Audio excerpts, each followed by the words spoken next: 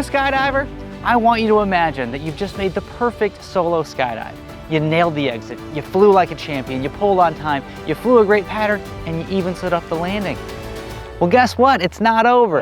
You've got a great big parachute to collect, and you need to safely make your way out of the landing area.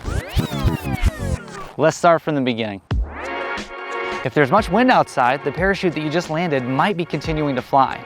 Remember those yellow toggles you were just using to steer the parachute? Let go of one of them and aggressively reel in the other while keeping some tension on the lines. This brings the parachute out of the air and onto the ground. Now walk around behind the canopy, staying close to avoid putting tension back on the lines. Now that you're here, you can pull the steering line back through the guide ring and insert the top of the toggle back into the keeper. Find the other toggle that you let go of and follow the same steps on the other side. Next, let's make that harness a little more comfortable. Pull up on the buckles of your leg straps as you pull the webbing in the opposite direction. You can make the same adjustment to your chest strap and take out all of the slack. This is a great time to pull off your helmet and your goggles. Put the strap from the helmet through the bungee on your goggles and clip the whole thing to your chest strap. With the toggles already in the keepers, you can bring all 4 line groups together at the top of the risers, and you can now begin coiling up the lines. As we do this, we want to make an effort to move towards the parachute instead of dragging the parachute across the ground. The further you reach for each coil, the less bulky the lines become in your hand. As we collect the lines, we'll also be moving the slider back up towards the canopy. We want to push the slider all the way up and then take our last grip on the lines right beneath the slider. With a firm grip on the lines, you can now look for the deployment bag. The deployment bag and the pilot chute are attached to one another by the bridle, so you can really grab any of those pieces to make your way to the next step.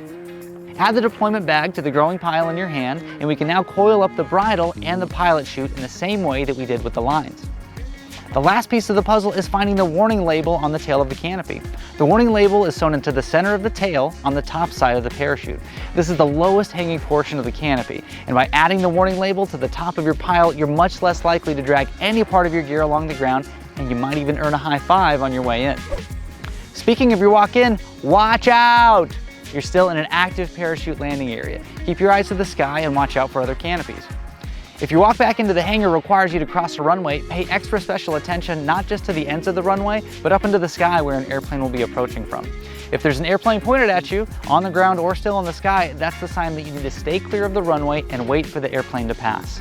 The airplane always has the right of way on the runway, and a responsible skydiver will stay back and take a knee to visibly yield to the pilot.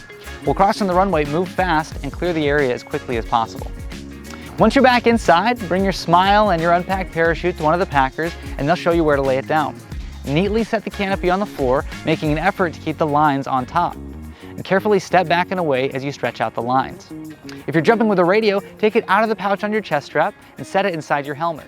You can now remove the helmet and carefully set it down on the floor. Finish removing the chest strap, peel the rig off your shoulders, and let the shoulder straps fall into your hands.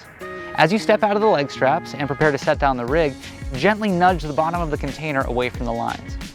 You now pick up your helmet, goggles, and radio and return them along with any other borrowed gear to the instructor. On your way through the packing room, be sure to walk around the gear whenever possible and never step over the lines of a parachute that's being packed. Now grab your logbook and get ready to debrief. Thanks for watching, guys. Enjoy that next jump.